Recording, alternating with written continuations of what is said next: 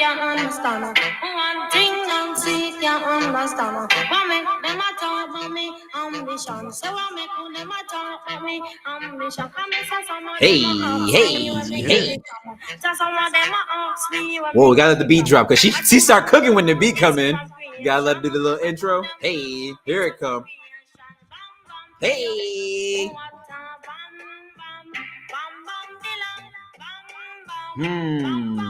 It's a little dance hall is good, fam. Anytime I hear some good dance hall, I just feel like I should be with a nice little brown skinned queen with a little drink in my hand, doing a little dirty wine. Nah, what you know about the dirty wine? Shit. What you know? You only a few years older than me. Yo, the young folks don't know them. Oh, man, let me tell you, I almost blew my knee out multiple times trying to keep up. Yo, bro. You know what's funny? I really credit a lot of my music taste to my parents being so young. Okay. Because my mom was like, she was like 17 when she had me healthy. My dad was 19 at the time. So you can imagine with my parents basically being 17 years older than me. I'm 20. I turned 27 this year. Okay. So my parents are what, 30, 44? Yeah, I was gonna say something. They got about 10 years on me. Yeah, I'm telling you. And we grew up, and it was, because my dad came from the street, so he was like, yo, I can't have you listening to all this murder, kill so young. Let me start you off with something. So he started me off with dance hall and R&B. And at my core, I do love rap shit, but a good R&B or a good dance hall song, oh man, that's it. Oh man, telling you, listen to all you musicians out here. We got to make begging for our significant other cool on records again. Yes, we got to make it cool. Too many of y'all are too cool for school. We get it. You might be considered a simp, but listen, I'd rather be a simp making real music than a sucker making I don't need you music, because that's not R&B.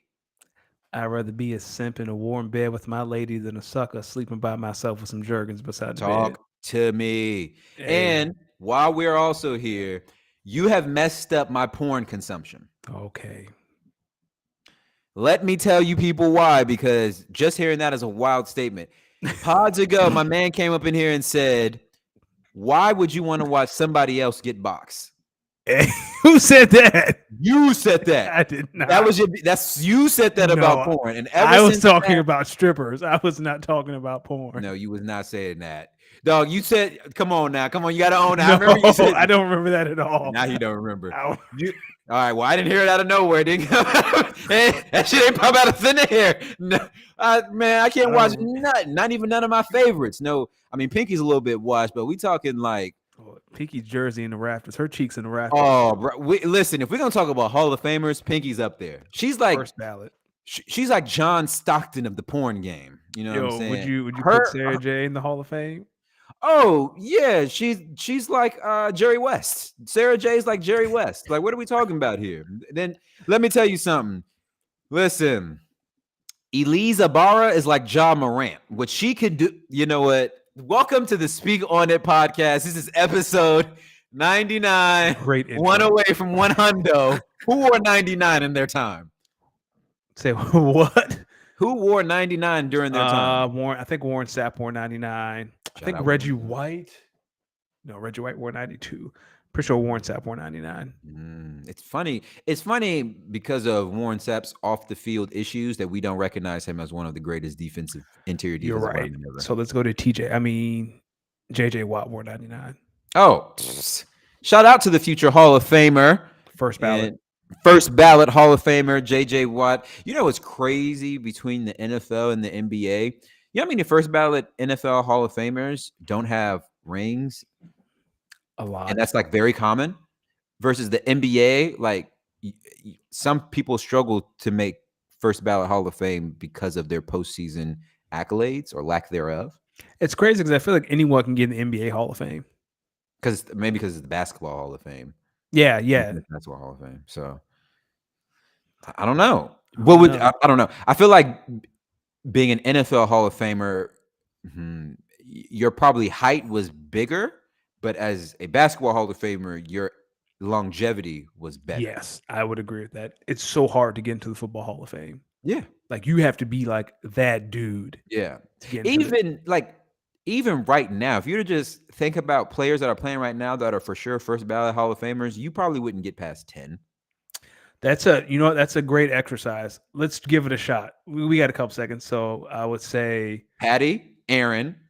Yeah, Patty, Aaron, Russell. Russell who? Wilson. Westbrook?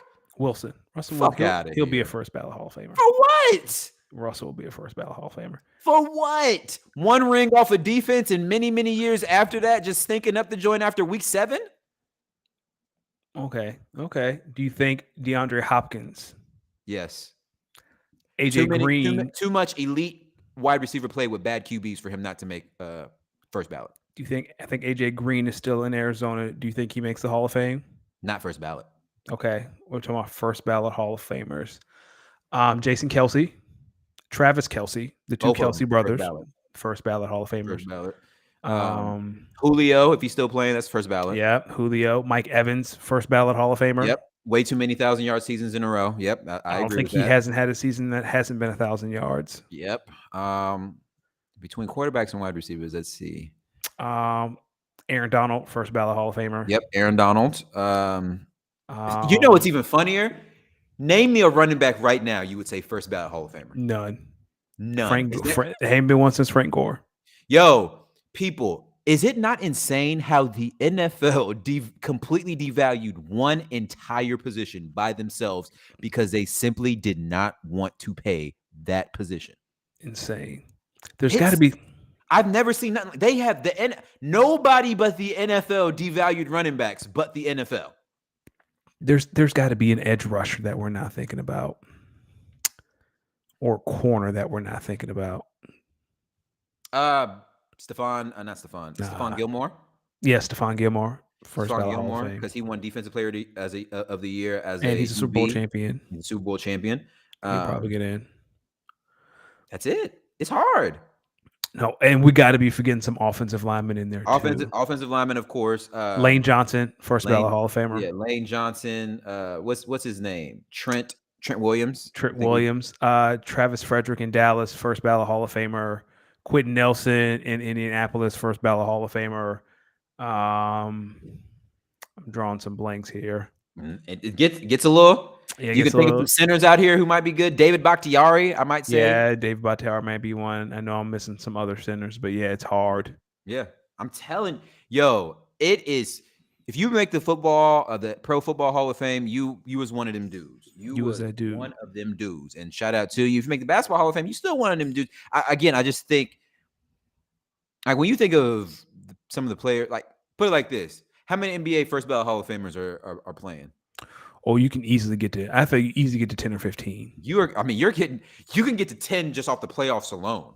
You can get to 6 just in the Clippers Suns first round matchup. Yeah. CP3, KD, Westbrook, Kawhi. Was Paul George part of the top 75? Was he a top 75 player? I don't think so. Paul George he'll get in, but he won't be first ballot. I don't think he'll be first ballot. Unless he gets a ring, then he'll probably be first ballot. Unless he gets it, yeah. Bron, AD, first ballot Hall of Famer. Mm-hmm. Steph, Clay, Draymond, three. Clay, Draymond. Do you think Jimmy Butler would be first ballot? Yeah. You think Jimmy Butler's a first ballot Hall of Famer? Yeah. Giannis. That's another one. Telling you. Yeah, it's a lot. It's a lot. Here's a good one. Al Horford. I don't think he's first, but he will get in, but I don't think he's a first ballot. I'm with you. I'm with you. I don't. It also depends on who else is coming out with him. That's true. Joel Embiid, probably first ballot Hall of Famer. Joel and Jokic, both first ballot. Jokic, yep. No matter how much I hate on Jokic, he is a first ballot Hall of Famer. I'm telling you, like I'm saying longevity in basketball is like a huge thing, which is also why I go back to why I really struggle with why people cannot wrap their minds around Bron being the greatest of all time just off of longevity alone, dog. We can talk about it when we talk about the NBA, but if you watch the game last night, it's like Yo, fam, we're talking about a dude in his 20th season being the best player on the floor. That's unreal. 20-20. Yeah, 20-20. We're gonna talk about it. We're gonna Danny, talk. go ahead. Tell the people where they can find the podcast and any other housekeeping items. And before we do that, Kyle, my guy, what's good? up, Kyle, we Kyle? are almost at episode 100. And Kyle, you have been here just about every episode. So much love to you, brother. Hope you're doing well. What he said. As always, this show is brought to you by GoingForTwo.com. Head over to GoingForTwo.com for all your fantasy needs. The draft is coming up. Your redraft leagues, we're a little away from that. Your dynasty leagues are probably coming up. So head over to GoingForTwo.com for all your coverage during the draft. Speaking of the draft, there will be coverage all 3 days, Thursday, Friday, and Saturday. I believe Thursday and Friday start at 7, and I do not know when the Saturday coverage starts. Forgive me. But D, you and I are opening draft coverage Friday night from 7 to 8. We're going to have a lot of fun. We're going to talk about day one picks. We'll talk about picks in real time. We'll talk about what our teams are doing. I'm sure some people will jump in. We're going to have a lot of fun on Friday. Really looking forward to it. Tonight, we're going to have some fun. Your GOAT is gone. He is a JETS, Jets. Yes, he is. I think we might talk about the draft. We'll see. We got some NBA playoffs. We got some NHL playoffs. The finale of Snowfall was last week. Woo! For the record, I haven't watched Snowfall, but I did find a YouTube channel that recapped each season, so I understand. I know what happened. Yeah. Wait a minute. You got the Cliff Notes version of Snowfall. Dog, I do that. I do that all the time. Dog. These shows are 5 seasons, 10 to 13 episodes, an hour each. That is a long time. I can watch one hour video that tells me what happens from A to Z, and then I can go on YouTube and watch clips that I'm interested in. I do it all the time. True enough. I struggle because I really don't like knowing outcomes of TV shows or movies before I watch it. Like I want to come in completely blind, because I want to see if you can impress me. Okay. Sometimes I feel like I'm a hard person to impress. So I don't know. I could see that. Yeah. Well, we'll get to Snowfall in a couple of minutes, but first, it finally happened. D. I'm going to read the notes verbatim because I could feel your spirit when I was reading this last night. It finally happened. Finally fucking happened. Aaron Rodgers has been traded to the New York Jets. Mm-hmm. So the deal is the Jets get Rodgers, pick 15, a 5th rounder in this year's draft. Green Bay gets a 13, so the Jets and the Packers swap picks. The Packers also get a 2nd rounder, a 6th rounder, and a conditional 2nd rounder next year that'll turn into a 1st rounder if Aaron Rodgers plays 65% of the snaps, which is essentially it's going to be a 1st rounder unless it's an absolute disaster. D, it's going to be ISO. What are your thoughts? Do you feel one team won over the other? And then we'll talk about that 13th pick in a minute. Let's just start with your initial reaction. If y'all follow me on IG, you would saw the clip of Tyrese that I posted yesterday, because that was dead ass my original response. I was crying and I was like, "Congratulations, Jets! Congratulations!" Because I was like, "Damn, my GOAT is really gone." Like, if you're a Patriots fan, I want you to really extend some empathy, because I know you kind of feel what I'm feeling. If you're a Falcons fan, when Matt Ryan left, I want you to extend some empathy, because I bet you know what I'm feeling right now. When a cornerstone player, especially at a position like QB, leaves your franchise, there's a little bit of an emptiness feeling, because he was your anchor. This was a guy that you knew 16, 17 games out of the season was going to be there. You always had a chance with him leading your franchise. Obviously, he comes out, he says he wants to trade, so you know the end is near. My initial thoughts completely flipped when I saw the draft compensation we got back. Because then I said, oh, wait a minute. Because then I took my emotional hat on and put my logical GM dynasty hat on. So let me break it down to y'all, just for you dummies out here who want to believe the Twitter narratives.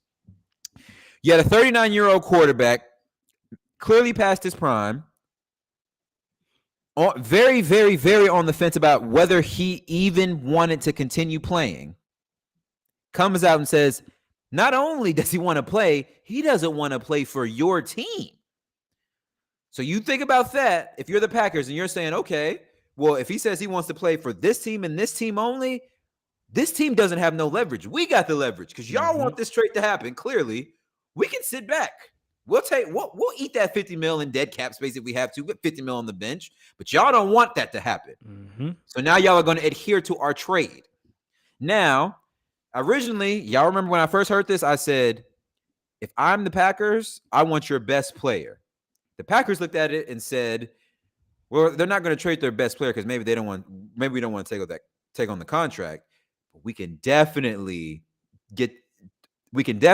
work out a way so that the cap comes off of us once we trade him, and we hopefully can trade up and get the guy that we want to get to help build our team. We got a young team, but we're not rebuilding though. That's what the GM said. We're not rebuilding. We're not rebuilding. We are not rebuilding. The NFC is weak.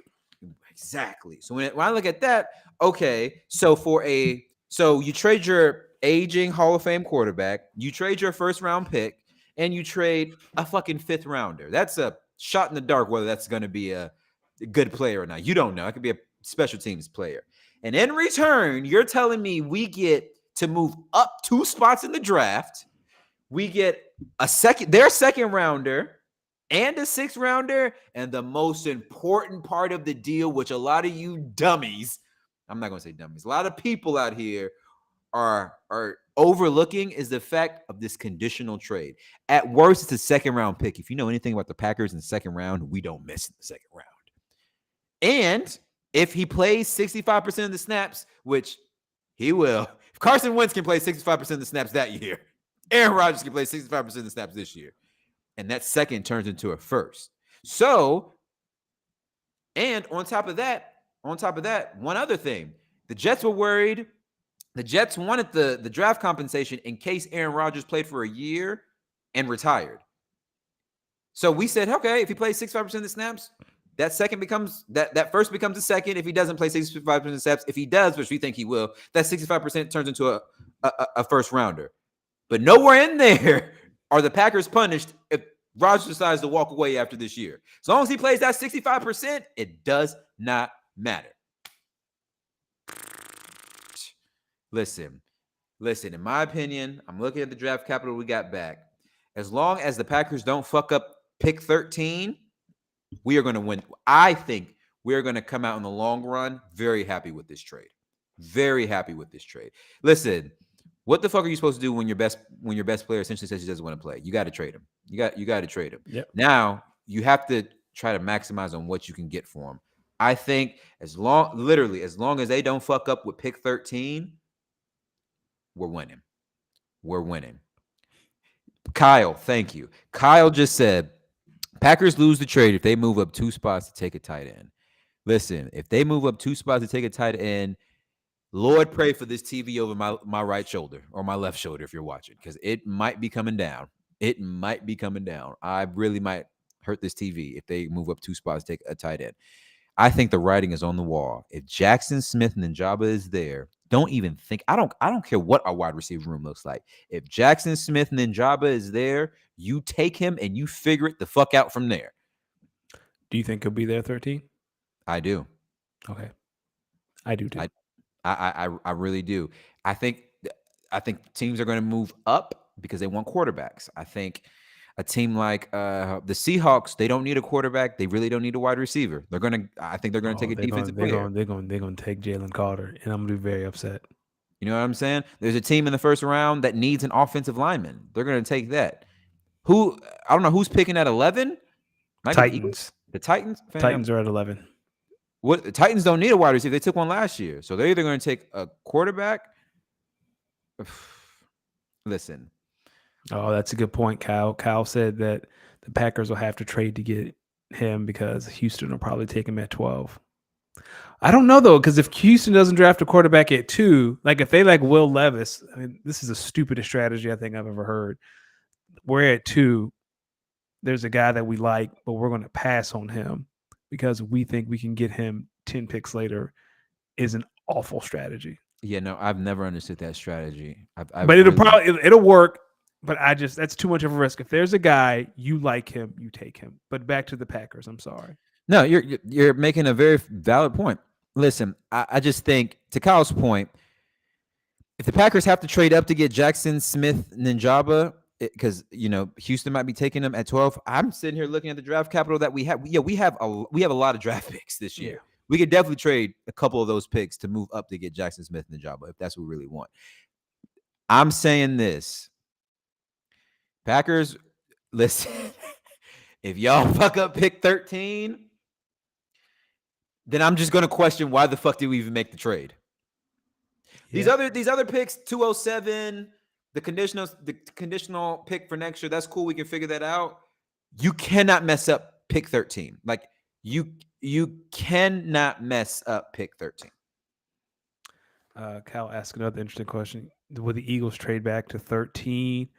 It depends. I think the Eagles are eyeing Jalen Carter, Nolan Smith.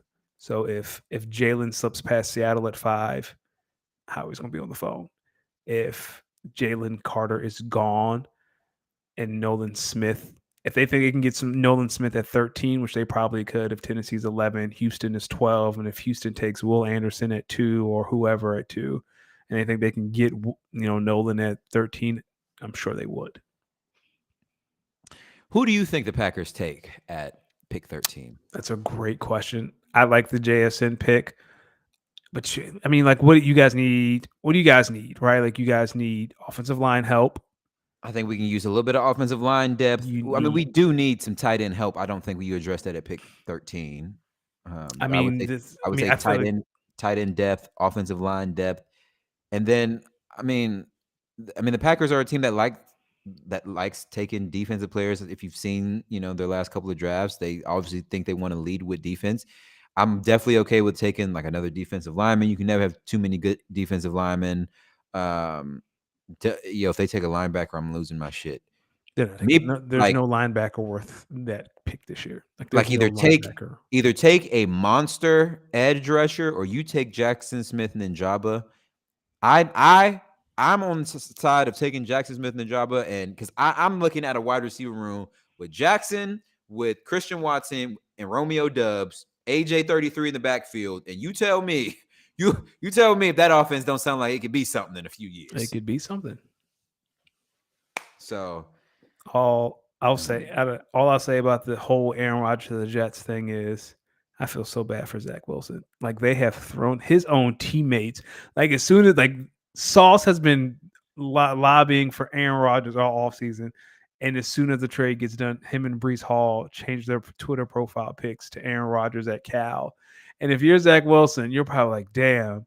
It's like, he's like, yeah, it's like that. What did I do to make these dudes so mad? Yeah, no, that's exactly. So I'm glad you brought that up because I would like to go a little bit more on the Jets. I don't want people to think I'm hating on the Jets when I give this take either, even though I know I'm a Packers super fan. I know I'm a big Aaron Rodgers fan. I'm going to be honest with y'all. I see the Jets being better than they were last year. I don't know if them being better than they were last year really moves the needle in terms of where they're going to be in the AFC. And we've talked about this before. I struggle to see where a team like the Bills, where a team like the Dolphins, where a defense like the Patriots looks at the Jets and said, this is going to be a problem. Like, they might be the second or third best team in their division. Like this, I still think they're the third. I think they're tied. I literally think they're tied at 3. I think they're tied at 3. Like, I don't think there is no worse team in the division in the AFC East. I think it goes the Bills. I think it goes the Dolphins, and then the Patriots, and the Jets just got to figure out which one of them really hates that division the most. But even in like the totality of the AFC, like it doesn't. You got Josh, Pat, Justin, Joe, Lamar, like Trevor, like you got a murderer's row. And Aaron ain't no slouch himself. And he has Garrett Wilson, and he has Breece Hall. Like, it's a great offense. Breece Hall is coming off an injury, guys. So, y'all, listen. Too many of y'all, respectfully speaking, too many of y'all are Breece Hall is just going to be right back to where he was. That's not how bad knee injuries go, by the way, guys. And I wish Breece Hall the speediest of recoveries, but How many people have you seen outside of Adrian Peterson tear a true ligament in their knee and come back the next year the same animal? Adrian Peterson should have been tested. That's not human. Like he That's came not back. human. Nah, dog. Some different. Like I want to believe that the Jets are a better football team than they were, because they are. They are a better football team than what they were before the trade. I'm sitting here just saying, in the totality of the I'm thinking that in the Jets' mind, they're seriously saying we are just a QB away. We're just like we've been in all these games. They're probably saying we've been in all these games. All these games are close, and our QB play was ass. Imagine if we get better QB play, and like we can't still be ass. And now I'm like, all right, well. Tell me where the receiving core in New York is significantly better than the one in Green Bay. Oh, I think Garrett Wilson is head and shoulders better than any receiver. I'm not talking about the receiver core from last year, because we had a guy who in his 18th, 17th year playing with rookies. Take last year off the table. I'm talking about take last year. I'm talking about when we had Devontae. Where's like the height of Aaron Rodgers' last MVP season, right? That was a lot of Devontae. Allen Lazard is the second, and then fucking Aaron Jones is pretty much our third best wide receiver. I mean, right? Yeah, because so now he has Breece Hall, Garrett Wilson, Corey Davis is your 2, Allen Lazard is your 3. Now they have Garrett Wilson, Allen Lazard. I mean, it's comparable, but it's not. Aaron, don't text pictures of your genitals unsolicited to female staff members. Well, that's just not for Aaron. That is for any human. That is true. Please do not show your meat, you little meat bastard. Unsolicited. This is just a Gator J's comment of Aaron Rodgers following Brett Favre's footsteps. Don't follow that footstep. But yes. And history repeats itself. Listen, you know what's the funny thing about football?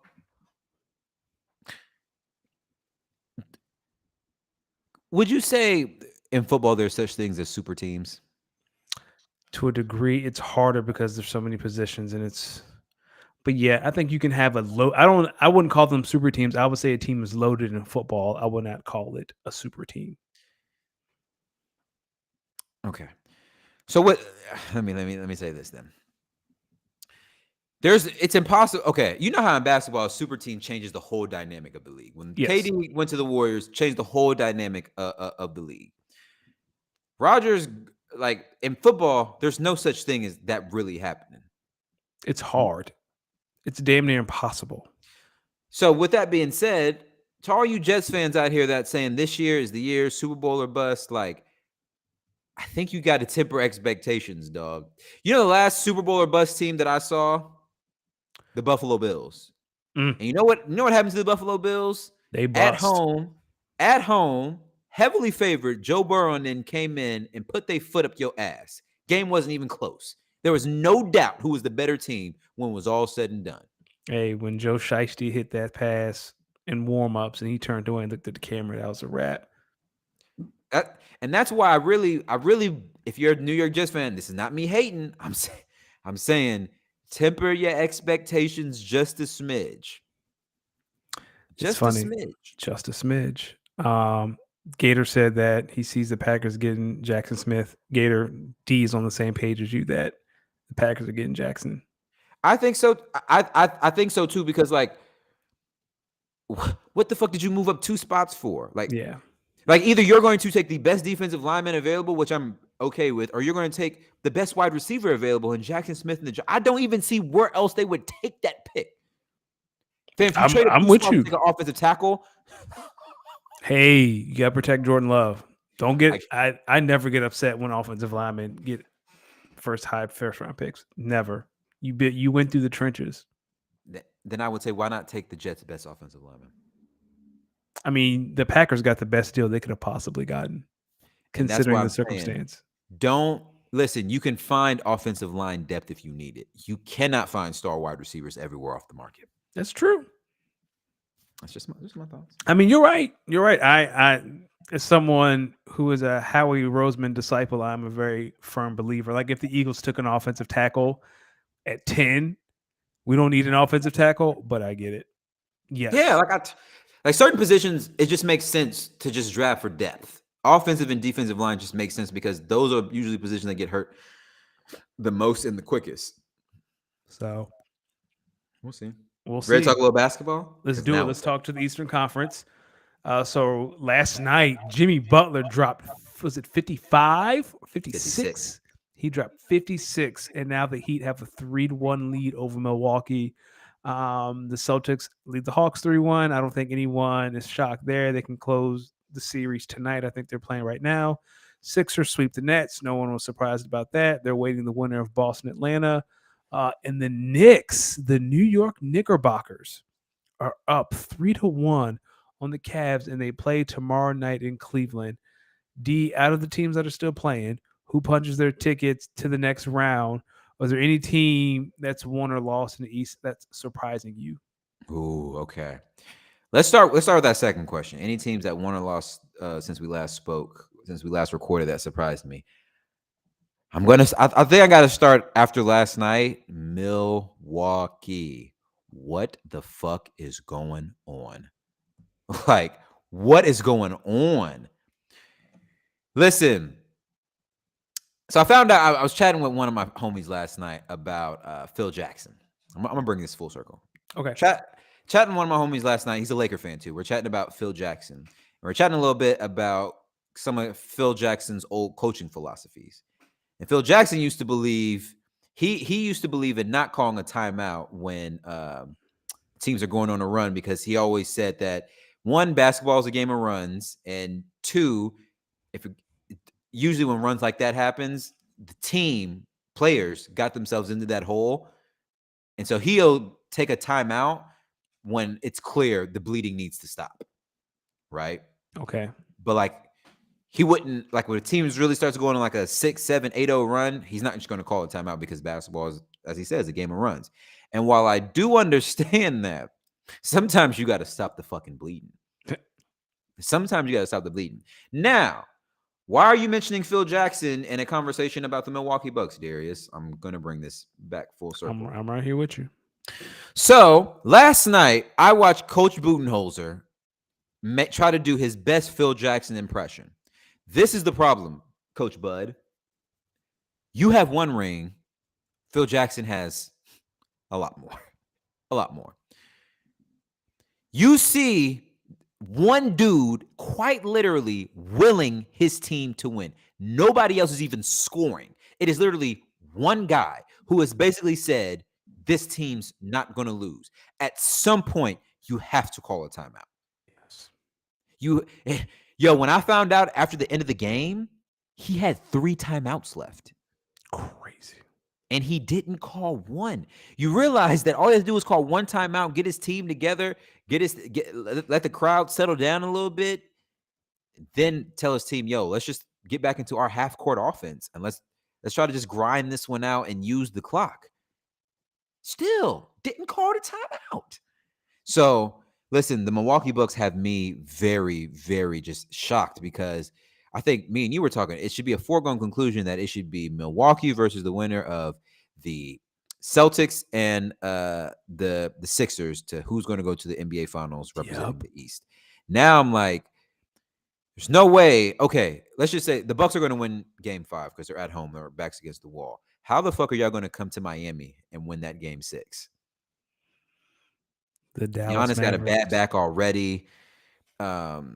Middleton, while he's played well. He's been shaky. Drew Holiday, he's been a little shaky these last couple games. I'm so glad the Dallas Mavericks will not be the only team 1 seed that's lost to an 8 seed. That'll be nice. I'm with you. I am stunned. There is a world where the New York Knicks could be in the Eastern Conference Finals, because they're going to go play the winner of Knicks Cavs is going to play the winner of Heat Bucks. Like, we live in a world where Jalen Brunson goes from the conference finals in the West to the next year in the conference finals in the East, which is amazing. And Dallas didn't want to pay him. Hey, that's crazy. Call FBI, arrest Mark Cuban. Oh yeah, they're on the line. For me, that's the biggest story. Like, the other stuff, The Knicks, I mean, it's the 4-5 matchup, so I'm not too shocked. Sixers sweeping the Nets, not shocked. What else we got? Yeah, then it's. I don't care how bad Giannis's back is, and I get that it's bad. Like that team is good enough with the 50% Giannis to beat the Heat. The Heat barely made it into the play-in, and here we are.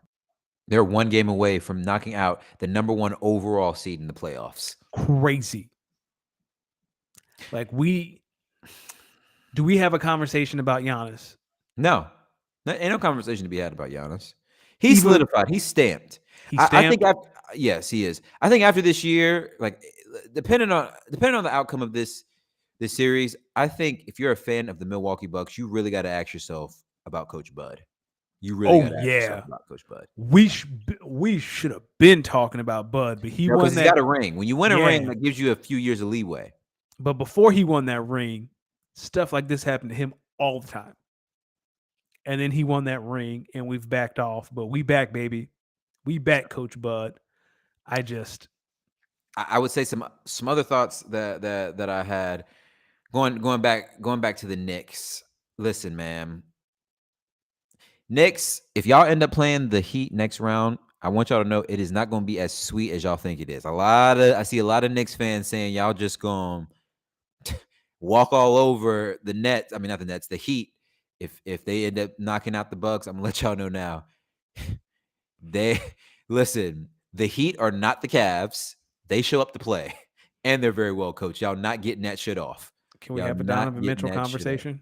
Can we finally have this conversation about Donovan Mitchell? Can we do it? Can we have this conversation now? It's definitely gonna look a little tough on Donovan Mitchell. Cause Sunday he was building a house. It was rough. It was Brick City. It was straight Brick City. Man, it's tough. It's really tough because on paper you look at the Cavs and you say, "Oh, this is a really good team. They won over 50 games," but here's the thing about against Cavs. the Knicks, and it's all about matchups. And to Kyle's point on why, not sure why the NBA doesn't reseed. There's no need. There's no need. You play all these teams 4 to 6 times a year, depending on 3 to 5 times a year, depending on who they are. There's no need to reseed. You are where you are. You didn't play 82 games for them to reseed. You play 82 games to get where you are. And most of the time, the 8 seed doesn't beat the 1 seed. This doesn't happen. Yeah. This is a fluke. Doesn't happen. So let's get into the West, because the West is about to be wild. One more thing about Cleveland. I think Cleveland's issue is they have 2 guys that do the same thing. Like you have Jared Allen and Evan Mobley who do the same thing. And then you have 2 undersized guards in Donovan and Garland. Like you have to make a tough decision to solve. Like you can't do that in the playoffs. Like Jared Allen's probably gonna get traded, and you're gonna have a serious conversation about what to do with Garland, because you can't have 2 undersized guards like that. Yeah. So let's jump in the West, though. Sir. Whew, buddy. The West is absolutely wild. So the Nuggets leave the Timberwolves 3-1. I don't think anyone is shocked. Game 5 is tonight in Denver. I think we can say with confidence that Denver is going to close that out. The Lakers of Los Angeles are up 3-1 with Game 5 in Memphis on Wednesday. The Kings and Warriors are tied 2-2. They play Game 5 tomorrow in Sacramento. And then the Clippers are down 3-1 to the Suns. And Game 5 is tonight in Phoenix. D, I have a feeling where you're going to go with this. Who's going to punch their ticket to the next round? And outside of the Lakers, which team has impressed you the most? I just want to play people something real quick. Okay. Just so they don't forget. Is your study and say, we're going to have to run through them. Celtics. No one in the West. Nah, I'm fine in the West. Lie detector said, that's a fucking lie, Ja. I'm fine in the West. Lake Show. Let me get that out the way. Danny, I know you might have to ISO on this one. Your team didn't make the playoffs. Yo, what the fuck, dog? Yo. You're right. All right. I didn't mean I'm pow pow. I'm sorry. Listen, I'm gonna start off last night. We alluded to this a little bit earlier. Listen, Dylan Brooks, your team is looking at you dead in the eyes, and they're just asking you, why the fuck of all players and all teams did you have to call out the Los Angeles Lakers and LeBron James?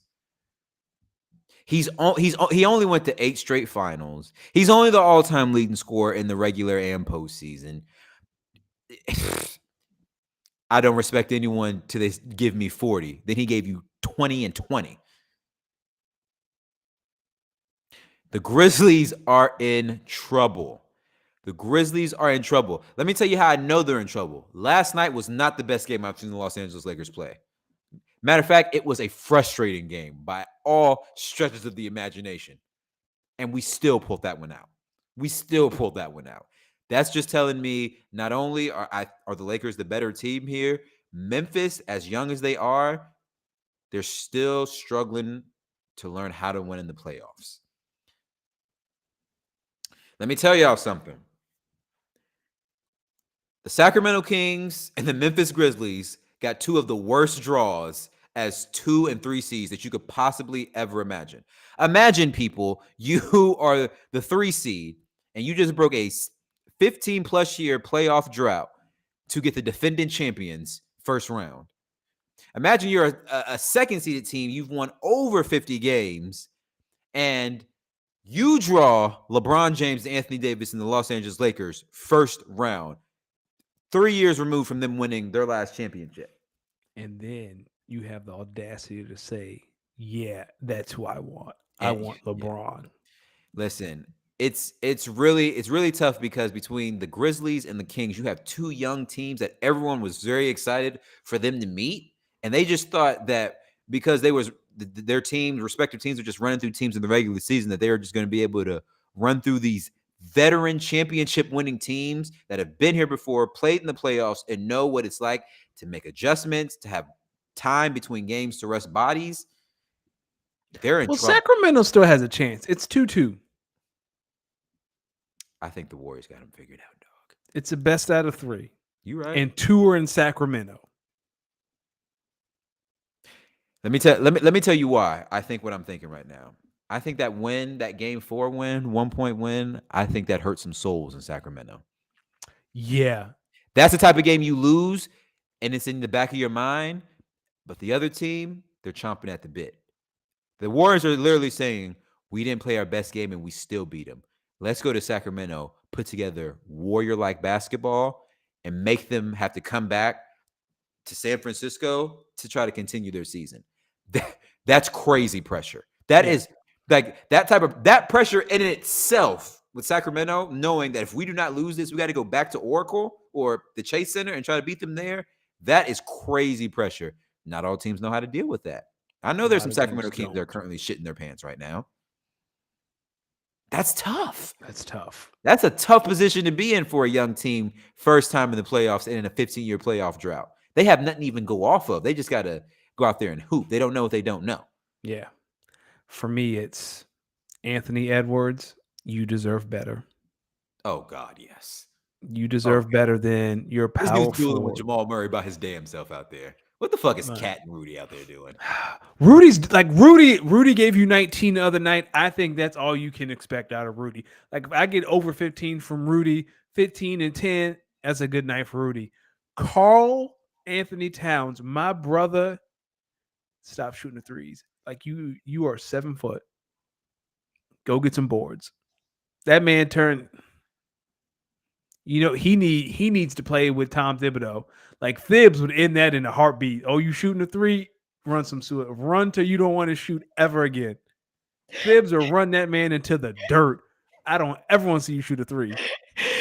Why is it that when basketball fans talk about a coach that's just gonna make you do some shit you don't want to do, they always start with Tibbs. Tibbs, dog. Tibbs seems like the.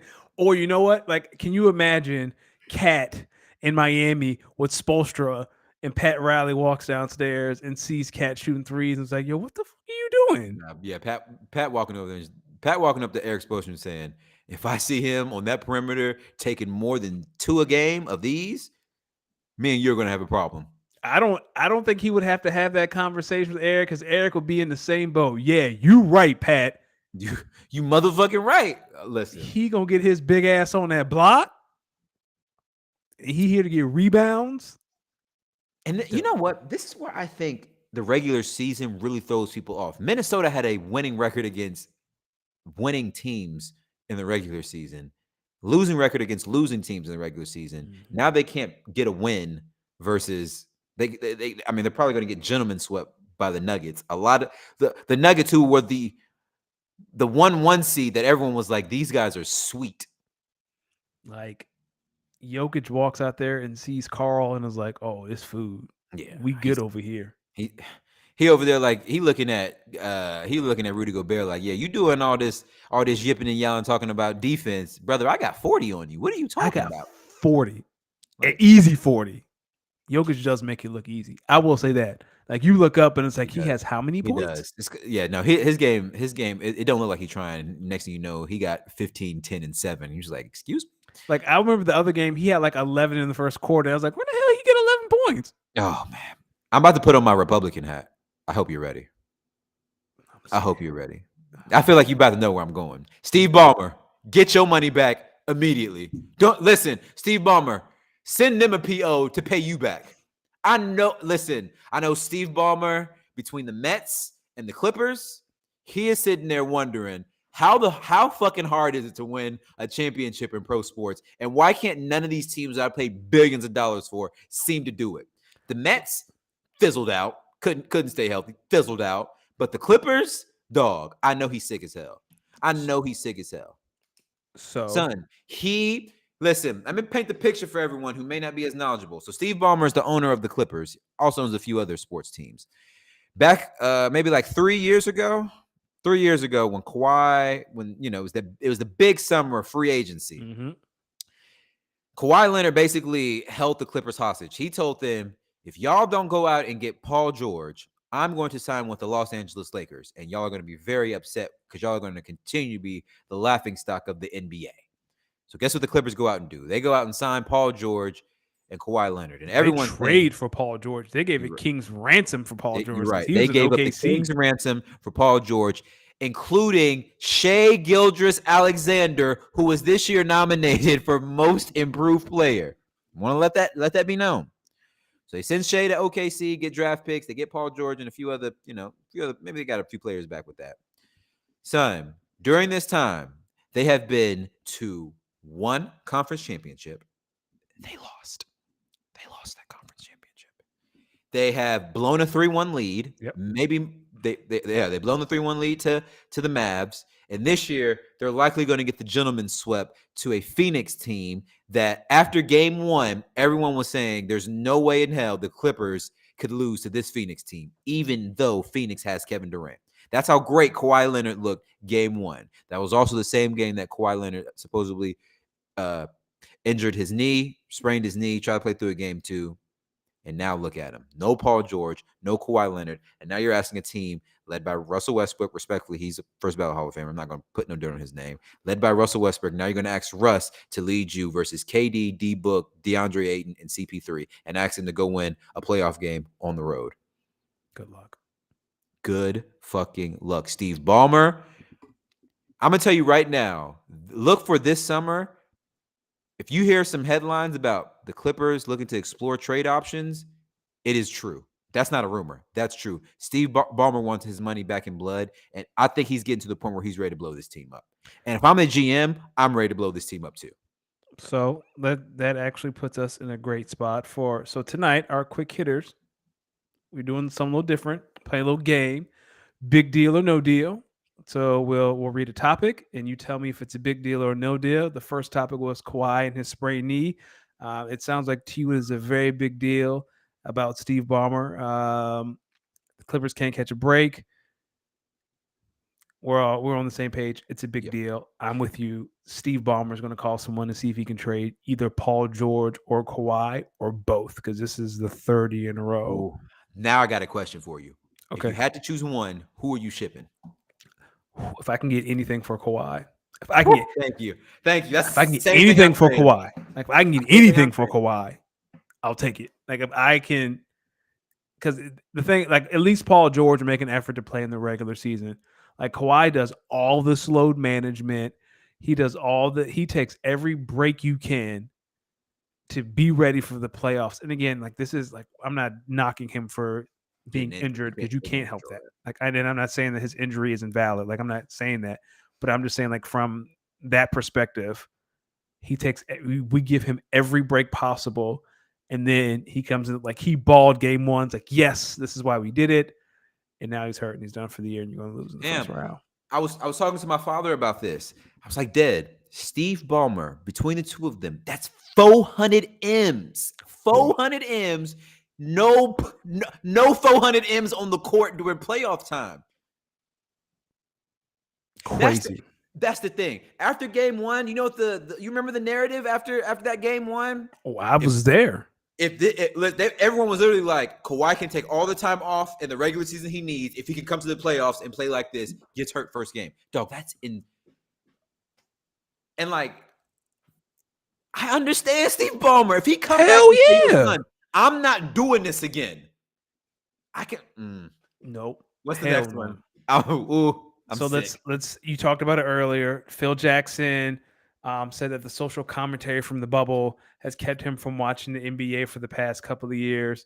Was he or was he not wearing a red hat when he made that statement? People, if you're wondering why I'm geeking out laughing, this is the social commentary that Phil Jackson was saying he couldn't deal with.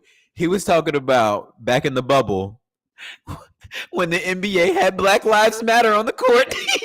He saw. Phil Jackson said that is too much social political commentary for me. Please stop it. Go back to basketball. Shut up and dribble. He saw the back of Luka's jersey, and he saw that in Slovenian. He's like, hell no, absolutely not. That is it.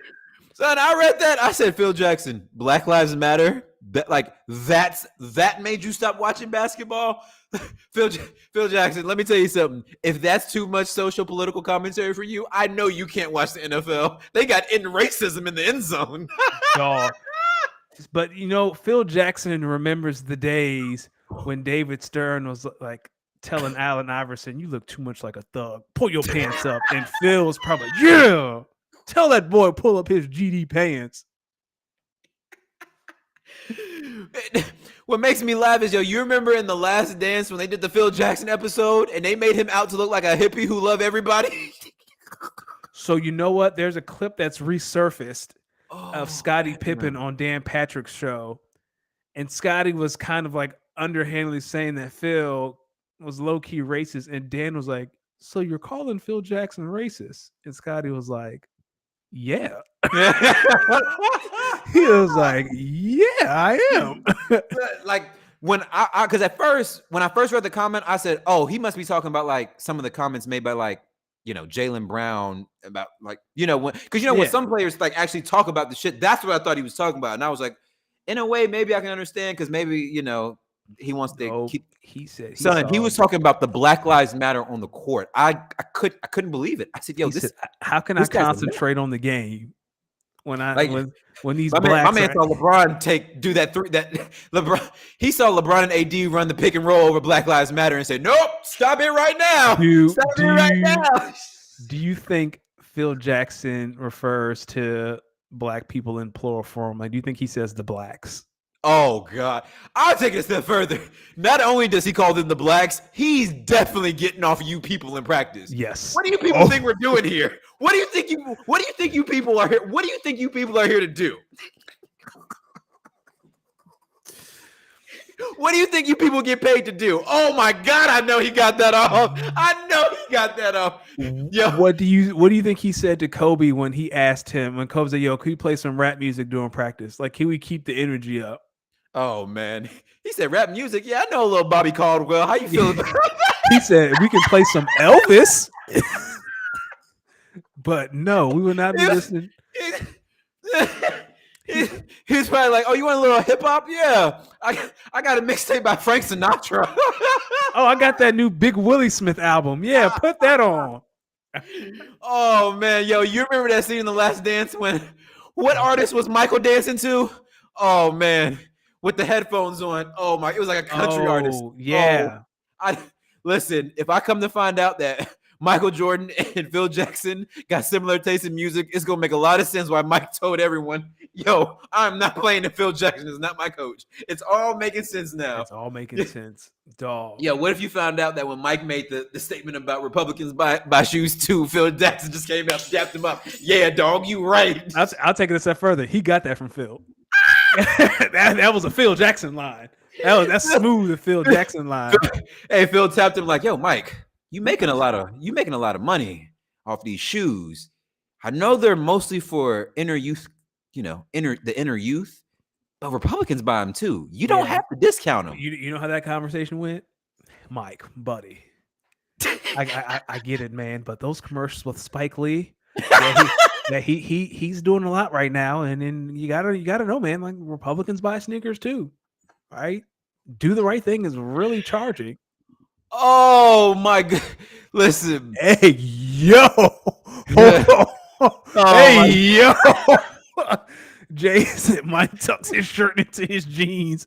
What do you think is going on? What should we expect from a coach from Montana and a player who wears jeans with suit jackets? Hey yo. Oh my gosh, I got a tear in my eye. Listen, that's the line of the night. What is next? Oh, so man. We talked about it earlier, but this might be the funniest story of the week. Dillon Brooks said the media is villainizing him, which has kind of helped play a role in him being tossed in Game 3. Big deal or no deal? Listen, that's a no deal. Let me tell you why. Dillon Brooks, one, nobody told you to say, "I poke bears. I don't respect you unless you give me 40. No one told you to say, "I want LeBron James first round, knock him out of the playoffs their first year back." No one told you to get a handful of LeBron nuts as he's trying to the crossover. Big pause. Pause. At what point, Dillon Brooks, do you got to look in the mirror and say, "This one might be on me, dog"? They got me. I know. Listen. Dillon Brooks, this is what I'm going to say. This is what I really think is a big deal. Dillon Brooks, if you don't go out here and pop this shit about LeBron, don't run from the media afterwards, dog. You got to answer them questions. Listen, I want to take y'all back to 2011. The greatest player of all time and the then built super team drop a series to a Dallas Mavericks team that they absolutely should not have lost at all. But they did. The greatest player ever goes on the podium, and when asked, basically, what do you have to say about people who are going to use this game and this series to criticize you? What do you have to say? And LeBron said something that I think way more athletes should say. Let me summarize this Cliff Note versions for some of you who weren't there 12 years ago. He basically said, "Yo, at the end of the day, I'm going to go back. I'm going to work on my game. I'm going to come back and get better. But at the same time, at the end of the day, when I leave here, all you motherfuckers out here talking shit, you got to go back to doing exactly what you was doing before this game, before you was talking shit." What is that? UPS worker? FedEx worker? What? You got to go back to doing your regular day job. I'm going to go back to my house on sunny South Beach and start working after I take me and my family to Tulum for 3 weeks. What the fuck is up? We need more of that. Yes, we do. I actually would have respected Dillon Brooks had he came out and said, "Yeah, I said what I said, and LeBron cooked me." Okay, I can respect that. Can any of y'all cook me? Here's the only thing about Dillon Brooks. You know you down bad with Doris Burke roast you on national television. Doris Burke got him all the way out the fucking paint. Doris said he doesn't bring athleticism. He can't shoot. he broke. He ashy. You look dusty. Like Doris. When Doris out here talking about you like that. Oh no, Doris. This is mid-batch. This is like in the middle of a game. She was like, you got to remember, like, He doesn't bring elite athleticism to the floor. He's not really a shooter. He's not going to be looking to score. He's on the floor for his defense. Like, damn, Doris. Damn, Doris. Damn, Doris. They didn't even talk about Ron Artest like that. Nah, she did. Nah, this ain't no big deal. Dylan Brooks, you dug your hole, man. Lay in that bed, bro. Yeah. Lay in that bed. What's next? All right, last basketball one. Ime Doku is the new coach of the Houston Rockets. Big deal or no deal? This is a big deal, dog. Yes. Let me tell you why. Ime, I'm gonna look right in the camera when I say this. I'm gonna look right in the camera when I say this, Ime. If you thought them Boston things were a little bit expensive to get some shit off, you're going to be very happily surprised when you find out not only are they built like stallions, they rent about $800, $900. Give them a band, give them $1,100 for the month. Tell them to take care of their bills. Boy, you think them Boston cakes you was getting under the table was fire? Wait till you get to Houston and see some of them stallions. I'm predicting right now, Ime Udoka and James Harden are about to be like Shaq and Kobe in them Houston strip clubs. Oh my good Lord. The numbers them two are about to put up. Hall of Fame. Hall of Fame. Whoo. Ime. I see it. Strip Club Hall of Fame. Oh yeah. Ime. Always have an NDA on you, my friend. Oh, he ain't playing with it no more. Keep What Lola Brooks say? Don't play with it. Don't play with it. Don't play with it. He not playing with it no more, man. He out of here. Keep that NDA on you. Oh, So let's shift to football. Deion Sanders had almost 30 Colorado players hit the transfer portal in the last month, especially after their spring game Saturday. Yeah. Big deal, no deal. It's not a big deal. Y'all bums won one game last year. I don't want to hear what the fuck y'all leave. We gonna win more than one game this year, so it's not like I will say, get him out of here. Shout out to the one kid who used the spring game as a tryout. I think he had 154 yards receiving and then jumped in the transfer portal. He was their leading receiver last year too. Yeah, good for you, kid. Good. Let it be known. Or to the grapevine is that the Vikings are looking to make a splash trade for a QB. Do you believe it? And if you do believe it, how big of a deal is it? I think now this I do think is a big deal because I actually think the Vikings. I mean, if you look at the timetable of some of the Vikings' recent transactions, right? I think they either franchised Kirk Cousins again or they didn't give him the long-term deal he may have been looking for.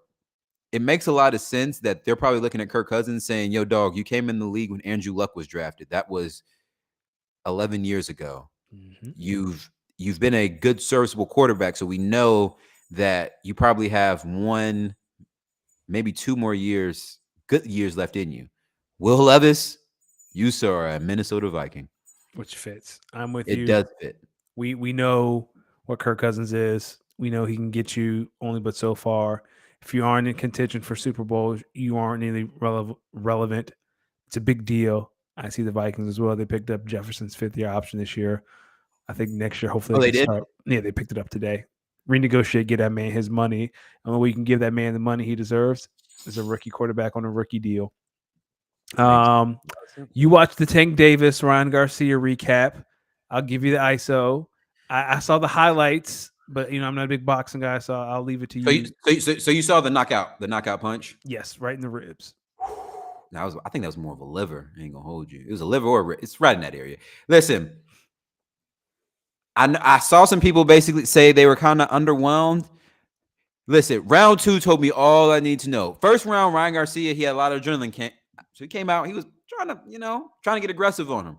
Second round, he found out why Tank is not the one because he got knocked down, clean hit. Boom, right in the side of the temple. Boom, down. Ryan got back up. I said, okay, he got a little bit of a chin. So then they start using rounds 3, 4, 5, 6, and 7. No, 3, 4, 5, 6. Tank started feeling them out. That's when Tank realized he figured out reach, figured out timing. He realized that Ryan was not angling. Ryan was the taller fighter, as you can imagine, but he wasn't using his height to his advantage. So you could clearly see the height advantage. Tank didn't really angle his punches to where he could take advantage of his height. Rule number 1, if you are a taller guy fighting a shorter guy with a lower center of gravity, you do not know how to angle your punches to where you can take advantage of that reach. You, sir, are in a bind. You, sir, are with a bind. And that's pretty much what happened to him. And then in round 8, dog, this is how I know that punch was vicious. Real time, you saw the body punch.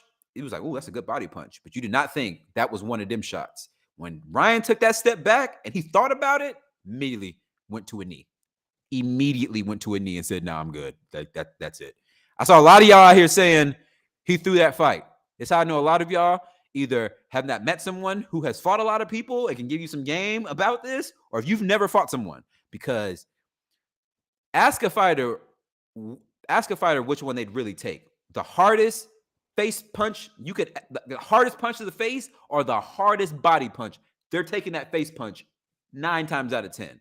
You want to know why? Because a good body shot's going to do one of like 3 things. It's going to do 1 or 2 things. It's going to stun you immediately. And you're going to feel paralyzed, especially if they hit you in that liver, because your body's going to essentially go into shock. Or if they hit you right in a good spot on that rib, then essentially like the rib bone cracks and breaks inward. Not it like punctures the lung. That's essentially kind of what happened. Ryan probably felt like he could go a little bit longer in that fight, but he knew if Tank hit him one more good time in that same area, he's going. Now we're talking about some internal bleeding. How badly do you really want to box? That's what a body punch like that will do. Please, I beg y'all, watch that shot in slow motion. Excuse me. Watch that shot in slow motion and tell me like if your insides don't really hurt, because mine hurt when I saw it. I said, ugh. Ryan, listen, respectable fight. I think, I think those two have a big future in boxing. I think Tank is becoming slowly the next big super. Well, he is a superstar in boxing. I think Tank is ready to really take boxing, put it on his shoulders, and really start making more stars. I hope, and this is the last thing I'm saying, I hope we see Shakur Stevenson and Tank Davis line up a fight, because I think that'd be a really good one, and that'd be a big East Coast DMV, because Shakur's from Jersey, Javante's from Baltimore, so that's a big. Have them fighting in like the Garden. Woo, that'd be lit. So, yes, Stanley Cup.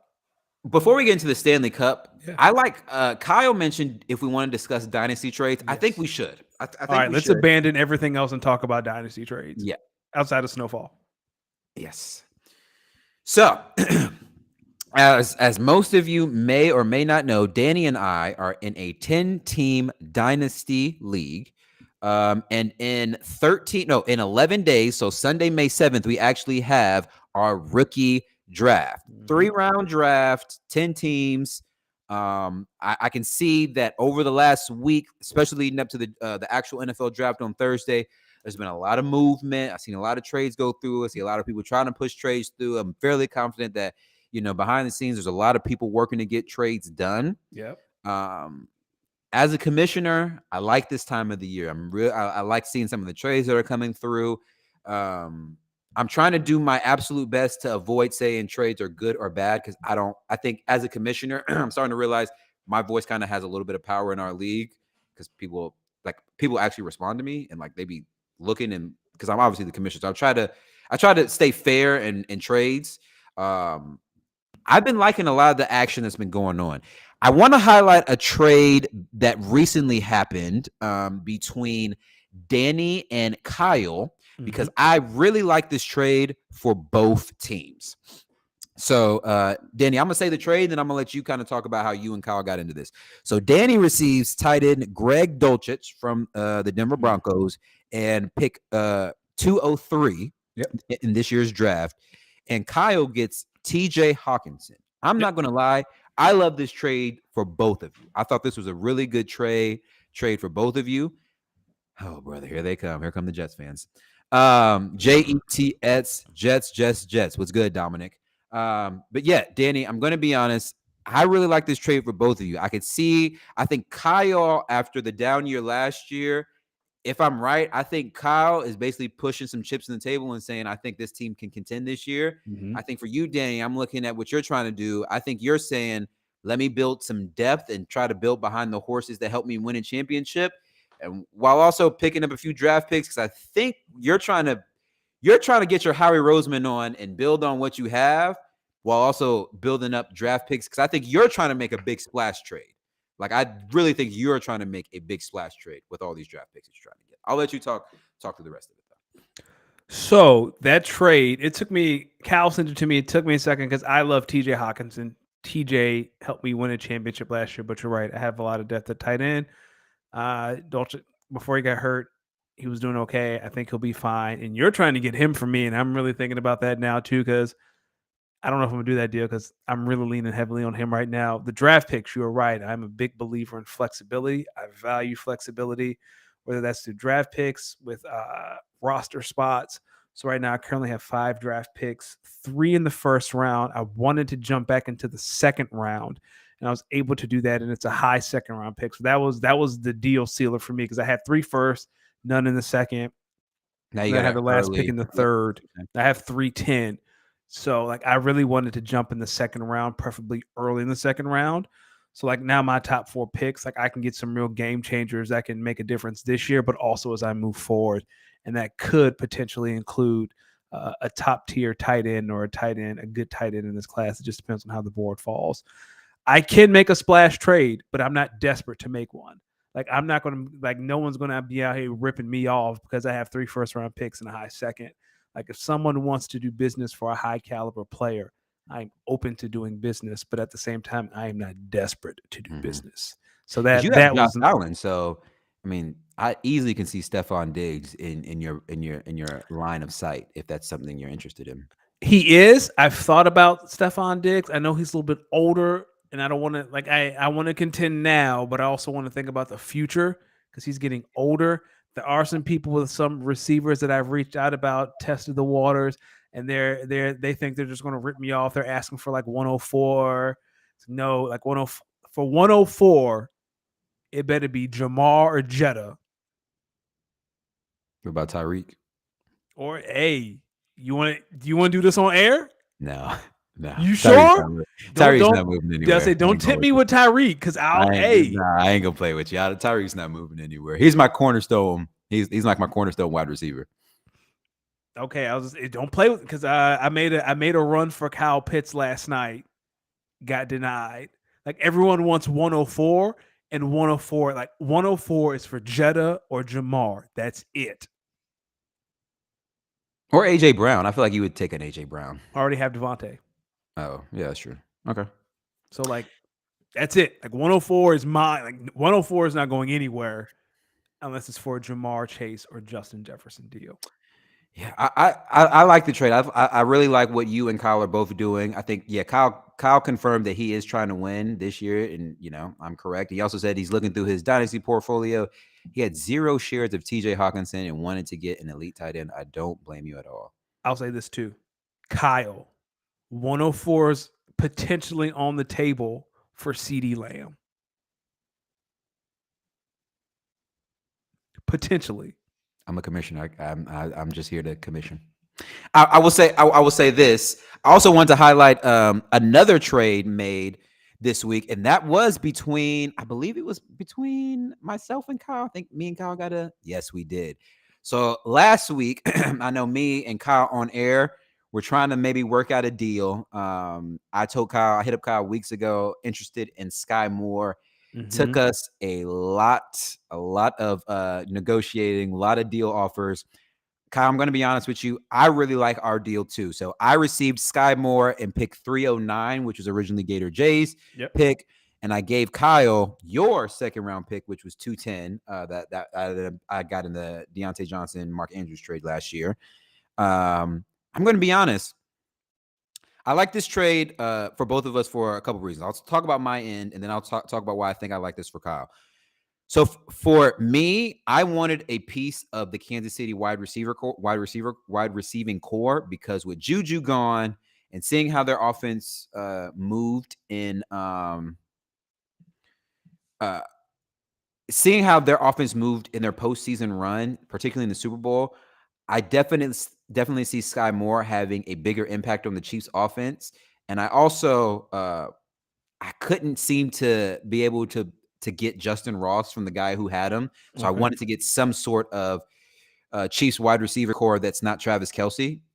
Okay. Kyle wanted to move back into the second round. I essentially wanted more picks because you took my first round pick. So I was happy. Like, that was all I needed. I was cool with getting rid of a second because I had 208 and 210, and my thoughts is between 208 and 210. Well, I know who I'm probably going to take at 208. My 210, I still think that player is going to be there at 308. So Gotcha. So now I have 208, 308, and 309. 308 and 309, I think, are going to be some key positions for me, which is why I've been thinking about trading for a tight end using 309. But if it doesn't bite and no one wants it, then I know how I'm going to attack the draft. And that's why I'm standing firm on, when I came into the chat yesterday, I said, yo, if anyone wants Alan Lazard for either a serviceable tight end or like a second or a third round pick, please talk to me, because like we'll get this done. We'll get this deal done. Of course, people try to lowball me. Like, no, I'm not doing that. I'm not doing that. Kyle, you said it would take more than 104 to get CeeDee Lamb. Let's do this right now. I will give you 104 and Deontay Johnson for CeeDee Lamb. Kyle, please say no. Deontay Johnson, crazy. Kyle, all right. I'll up the ante then. Since when? Hold on. Let me go, Kyle. Let me go to your team. Kyle, if you don't tell him to put 104 and Devontae Smith on the line right now, Devontae is untouchable. Look at you. CeeDee's untouchable. I'm going to Kyle's. Kyle, all right. I will give you 104. Mike Evans. Already no. And 310 for CeeDee Lamb. Kyle. I'm trying to be a commissioner here. Yo, why are you talking right now? I'm trying to be a commissioner here. Look at you. No, that's a great point. So for those who are following the audio adventure, Kyle says to Danny's offer, you see, I'm thinking like you, Danny. I want to use a CeeDee Lamb to get either Justin Jefferson or Jamar Chase. So no deal. I don't want Mike Evans. Yeah, Kyle, I can tell you, he's also tried to send me Mike Evans, and I keep telling him, dog, who's Mike Evans going to be catching the ball from? Listen, I'm just out here. I'm just trying to be as fair as I can. It's so funny how I think our outlooks on our teams going into this season is totally different. You're thinking about trying to repeat. I'm thinking about just how to be competitive, because I'm looking at my team and I'm saying, I don't know if this upcoming year is the year. Like, obviously I'm going to play to try to win, but I don't know if this upcoming year is the year. Well, so here's the thing for me, right? I think we can say that last year, all the breaks went my way, right? Motherfucking right, it did. The Mike Evans game. Yeah, beat me that second round matchup, but yeah, you all right. the breaks went my way. I understand that. So I need to build a roster that can compete week in and week out, but I also need to think about the future. Mm-hmm. And that's where I am right now, right? Because all the breaks are going to will not go my way next year. So I need to build a competent roster, and that includes an elite pass catcher of some sort. And that's kind of where I am right now. Yeah. Because so the way I look at it on the inverse for my team, I look at it and I was like, yo, I was one of the top 2 seeds. Like, I had one of the 2 best records in the league last year. Mm-hmm. So this team, even if everyone was just to come back, if I was to bring back 85% of my team, the core of my team should keep me competitive. So that's why I've really been focusing a lot on my trades on draft picks this year, because once you lose your first round pick, now it's like, okay, well, now I'm really just drafting for death. I'm clearly not going to get one of the best players at their position coming out of the draft. So let's try to build depth. But I'm holding my 2024 draft picks and my 2025 draft picks close to the chest. I don't even want to offer them up to anyone anymore, because 1, I think there's going to be some good players that come out next year. And 2, if by chance let's just say, start things off, Lamar and the Ravens never come to agreement and he ends up just not playing for him. So he's just sitting on the bench. So now my best quarterback, I got to input. I'm already down a horse because now I got to input Jared Goff. Now I got to pray for a Jared Goff hell of a season. I think for me and my team, we're competitive as is.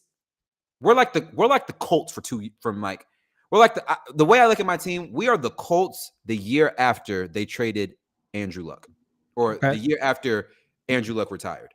It's like the year before, we probably should have won it all, but we didn't because shit didn't fall our way. And now the roster is what it is. And now I'm just trying to keep it together as best as I can. But I can tell you right now, I know next year, put it like this. Next year, I know who I want. If he's there, no one's going to stop me from getting him. If I have the draft capital, I'm going to trade to try to get him. If I don't, well, then we're going to stink, and I'm going to do my damnedest to win a consolidation bracket. And that's where I'm at with my team. Like, I think we're going to be competitive, but I don't know. But then I also look at my team. I got Lamar, JT, D. Henry, Tyreek leading my wide receiving core. I got Mark Andrews. I got George Pickens. I got depth. Who knows? If they pay out, they pay out. It'll be good. We can finally get to Snowfall. I'm ready to ISO this one out. ISO.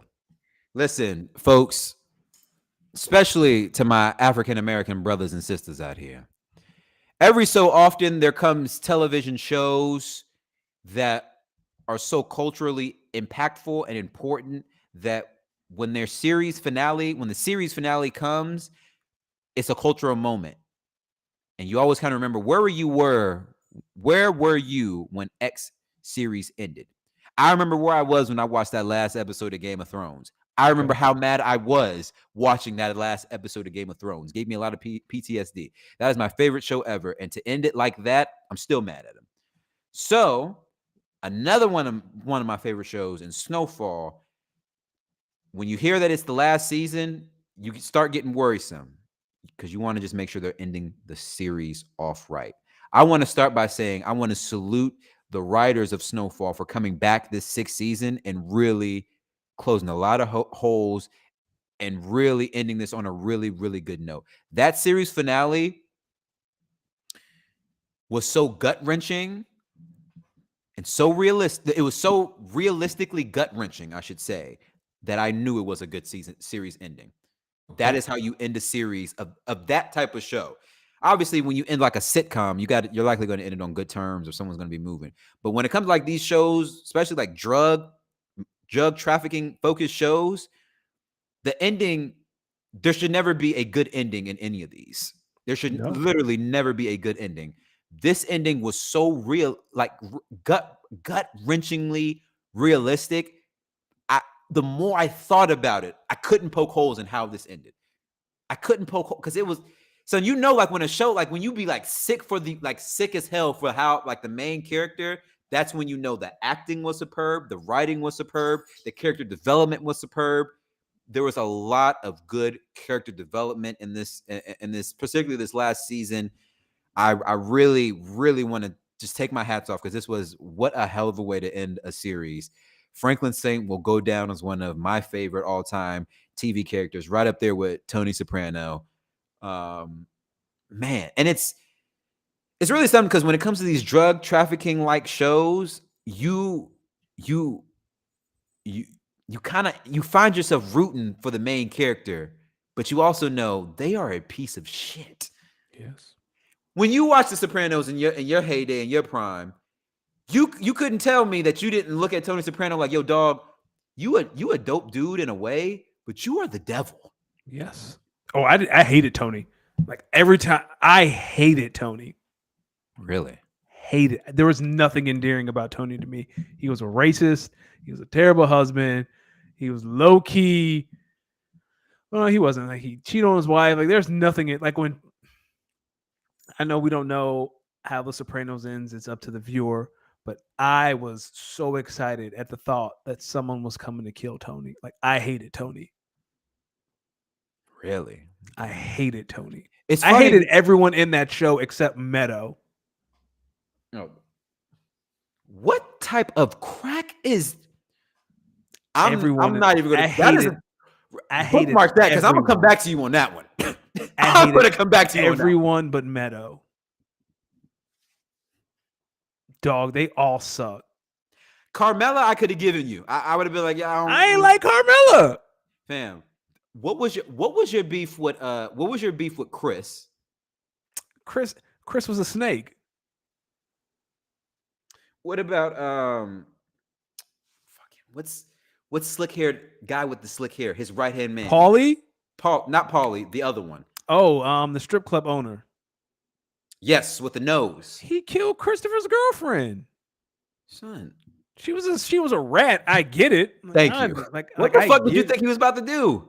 He just, I didn't like him. I didn't like Paulie. Paulie was a snake. I thought Paulie was kind of a bitch ass you know what. I thought he had some real bitch ass you know what moments. Yes, he did. But Tony, I don't know. It's something, and honestly, I think that goes to the acting by both James Gandolfini and by Damson. How do you say his last name? Damson. Idris. Oh no. Damson. I'm just gonna call him Damson. Lori That's Harvey's how great piece. of acting they did. By the end of Snowfall, I understood how he got in the position that he got in himself in, because it was like, yo, dog, you spiraled out of control. Like you got too money. It wasn't even about the money. It was a power and control thing. Same thing that I think led to Tony's downfall. It's a power and control thing. It don't even be about the money. Don't you find that crazy? And this is the last thing, and then we can get this thing out of here. Don't you find it crazy that in these shows, they do all this and they do all this for the money, right? Yep. They say it's all about making money, but the more you watch them, it's never really about the money, because they can always make the money back. It's all about the power and the control. That's right. And that, people, I think, is a microcosm for this world and for this country, because the real problem isn't money. It's the people with money that have power, because when you have money, you have power. When you have power, you have control. When you have control, it's addicting. Can't shit. I think the saying is absolute power corrupts absolutely. All the time. Something like that. All the time. It's that's why. Listen. D, where can the people find you? People, you already know you can find the kid at Los D Mix. That is LOSDEEMIX. That is on Instagram. That's on Twitter. It's on YouTube. That's on Twitch. Make sure you guys follow the pod, speak on it _pod. Make sure you guys send your emails, speakonitpod14@gmail.com. Email some questions. We'll definitely make sure we answer them live. We definitely love that. And as always, Jay, Kyle, fucking Dominic, Gator J, anyone else who's listening, thanks for tuning in. Thanks for pulling up. And if you get a chance, definitely pull up to the live stream. We love chatting. We love hearing some of the thoughts as Danny and I try to unpack some of this stuff. And a lot of you guys' thoughts or suggestions and whatnot, it really gets my mind thinking, because it offers me some new perspectives I didn't even think about. So shout out to y'all, and thanks for the love for what is coming up on 100 episodes. Yes, for 100. If you guys have anything, I have some ideas for 100D. We can talk about it off air, but if there's anything you guys want to talk about, if any of our loyal viewers like Kyle, if anyone wants to jump on with us to talk about their favorite moment or just kick it with us, like if you guys want to see something for 100 is very special. I know it's special to both of us. A lot of shows don't make it to 100 episodes. So it would really be nice. I might come on here drunk. I might come over here with a little drink. I usually don't drink on Tuesdays, but I might next week because it's 100. We should feel proud, my man. I think one of the most impressive aspects of the show is how we week in, week out show up, and we're both working men. So we find time for this. And we find time to work on the social posts, get all the stuff for the pod that, people kind of don't see, that behind the scenes stuff. We be rocking out, be you and me. So it's definitely a passion project for sure, because we don't get paid for it. But shout out to Jeff and Going for Two for throwing us in the lineup again. 100 shows. I think it's been 2.5 years. It feels like 2.5. Like our first show was the Super Bowl after Mahomes lost to Brady, and we've been going strong ever since. Since then, Mahomes has already won another Super Bowl, and he's already won another Super Bowl. You can find me on the Bird app, Danny Ocean 41. Again, speak on _pod, Twitter and Instagram. Shoot us an email, speakonapod14@gmail.com. Jay, shout out to the 2-point conversion. Like, y'all are killing. Like, it's so much good content all around. It's a great time to be here. Again, catch us Friday. Catch Going for Two all draft night, like Thursday, Friday, Saturday. There's draft coverage from the start of the draft to the end, and catch us Friday night at 7 on the dot. We're going to go over round one. We're going to talk about picks in real time. If people want to hop on and kick it with us, like we're going to sit here, have some fun. I might have a glass of wine. We'll see. We'll see you guys on Friday. But again, come back next week, episode 100.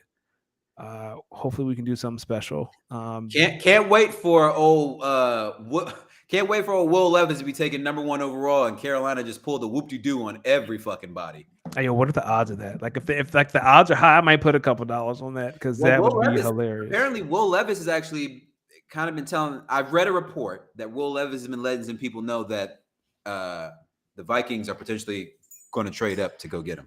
Okay, we'll see.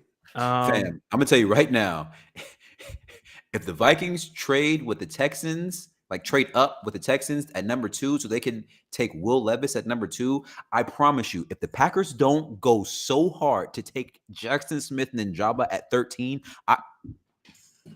it's gonna happen. I ain't gonna say it. We will see you guys on Friday, and then we'll be back here next week for episode 100. D, do you have something for us to write out to? You know what? Let's go back to the dirty one. Hey. I'm back on it. Hey. Thank you, everybody. Appreciate the love. You could have been anywhere in the world, but you're here with us. So make sure you speak on it.